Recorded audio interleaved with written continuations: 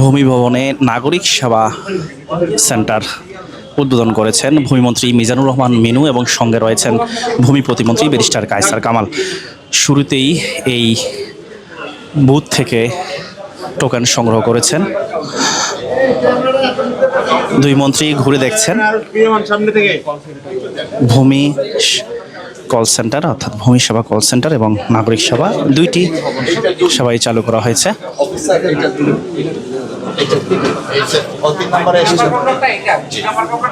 কি কি সেবা পাবেন নাগরিকরা সেটি তারা দেখছেন। একটু একটু একটু গুরুত্ব বজায় রাখুন প্লিজ। একটা ভূমি সেবা নেওয়ার জন্য প্রত্যেকটা নাগরিককে একবার রেজিস্ট্রেশন সম্পন্ন করতে হবে। টোটাল রেজিস্ট্রেশন সম্পন্ন করে জাতীয় পরিচয়পত্র ভেরিফাই করার পরে উনি হচ্ছে সকল সার্ভিস নেওয়ার জন্য ক্যাপেবল হয়ে যায়। তবে নাগরিক সেবার জন্য ওনারা রেজিস্ট্রেশন করে দেন, প্রথম ইউজার ক্রিয়েট করে দেন। দেওয়ার পরে ওনারা পেপারসগুলো, যেহেতু নামজারির জন্য উনি বলেছেন, পেপারসগুলো ওনারা শো করার রিলিভেন্ট পেপারসগুলো শো করবে। এখন সবগুলো পেপার ঠিক থাকলে ওনার নামজারির আবেদনটা করে দেন। এছাড়াও যদি স্যার ওনার মনে করে যে আমি পর্দাটা নিব, অনলাইন খতিয়ানটা নিব, তাহলে অনলাইন খতিয়ানটার জন্য ওনারা অ্যাপ্লাই করে দেন। আর যদি ইনস্ট্যান্ট খতিয়ান নিতে চান তাহলে নিতে পারবেন। আর যদি স্যার ডিসি অফিস কর্তৃক স্বাক্ষরিত যে খতিয়ান যেটা, সেটার জন্য অ্যাপ্লাই করে দেন, যে ঠিকানাটা ওনারা দিয়ে দেন।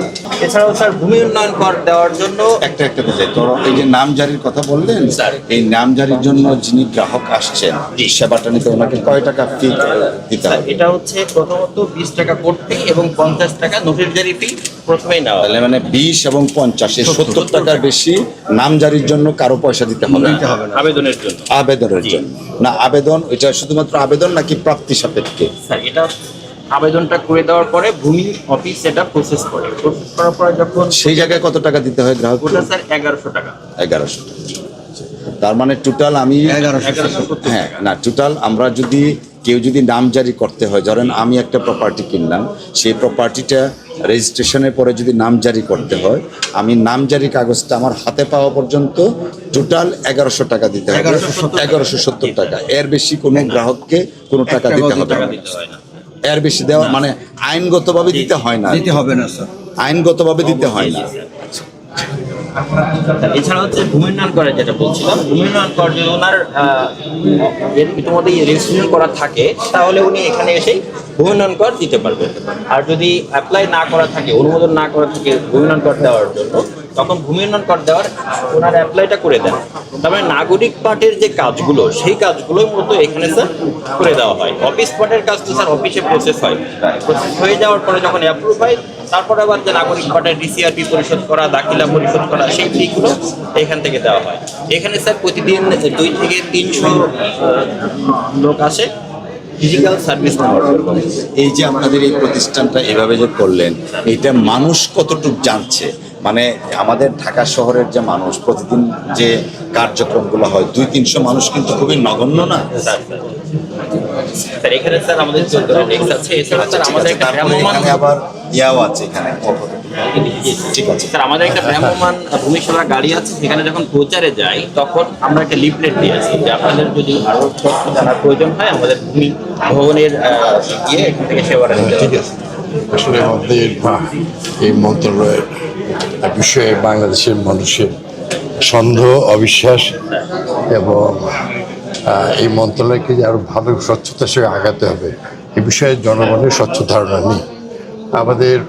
আমরা শহীদ প্রেসিডেন্ট জিয়া রহমানের আদর্শ দেখি উনি সৎ এবং দক্ষতার সঙ্গে দেশ পরিচালনা করছে। আমাদের মাননীয় প্রাইম মিনিস্টার স্যার, উনি চান স্বচ্ছতা, জনগণের সেবা জনগণের দরকারে যেন পৌঁছতে পারে, এবং এটা অত্যন্ত সুন্দরভাবে।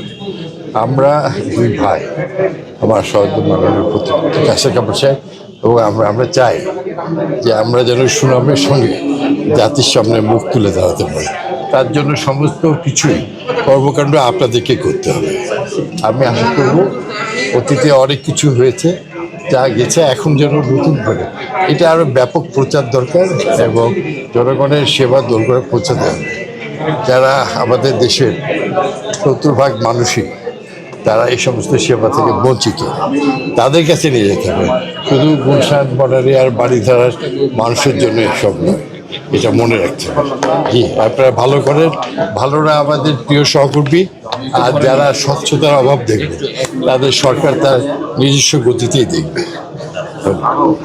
আচ্ছা, এটা হচ্ছে সরাসরি নাগরিক এসে ভূমি সেবা নেওয়ার জন্য। আরেকটা পার্ট হচ্ছে নাগরিক ভূমি সেবা কেন্দ্র ভূমি মন্ত্রণালয়ের আওতায় এটি উদ্বোধন করেছেন ভূমিমন্ত্রী এবং ভূমি প্রতিমন্ত্রী রয়েছেন, তারা ঘুরে ঘুরে দেখছেন।